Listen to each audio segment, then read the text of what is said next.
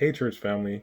Happy Thursday. I just want to share with you a little bit of what happened in our household just recently.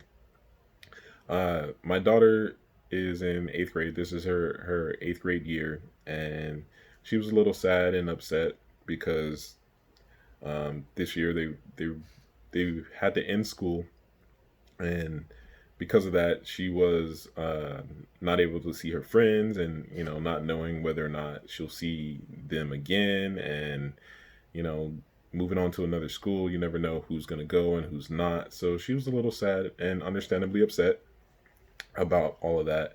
And she was a little down and stuff. And she was also a little sad about, being at home and all those things. And it was funny because I talked to her and I said, hey, you know what? Um, it could be way worse, like it could be so much different.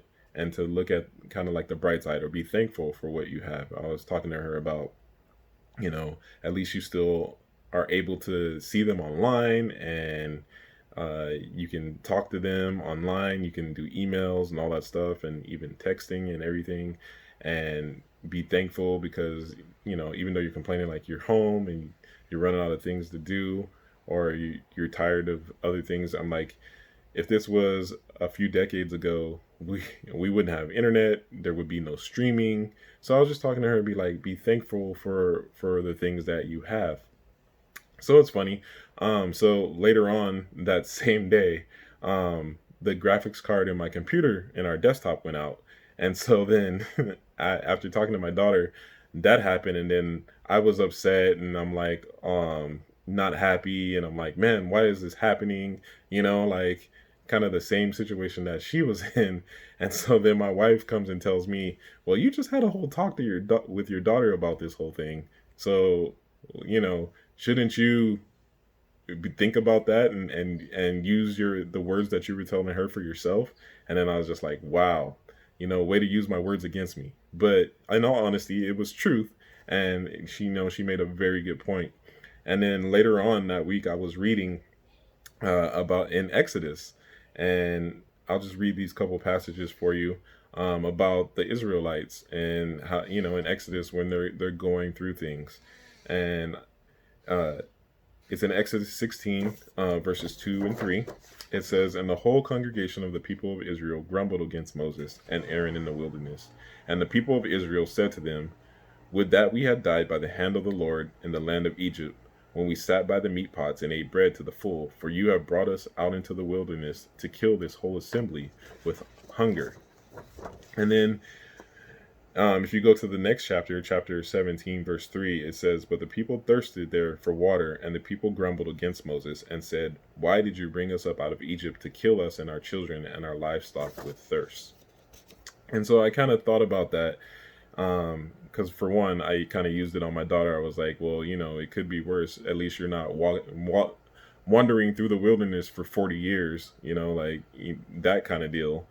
So be thankful for what you have, be happy for what you have. Um, but looking at that, and I was thinking about that, and I was just like, the Israelites were focused on their circumstance. They were looking at their situation, not thinking about what God had done for them, what God had provided for them. Because immediately after that, He feeds them, in the first verse in chapter 16.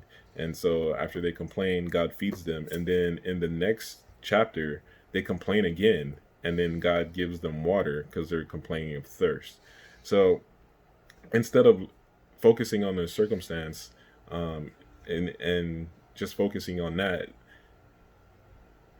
I feel it's one of those things where it's like you should have been thinking about, instead of focusing on the circumstance you're in, think about what God has done. And and it just came to me to be to me to be not a grumbling Israelite. And that's kind of what I looked at it like with my desktop and all that stuff. Is like, I'm a grumbling Israelite because I see all the things that God has done in our circumstance, and looking past that and seeing what He has done for me and my family on all those things, and then focusing on the things that I don't have.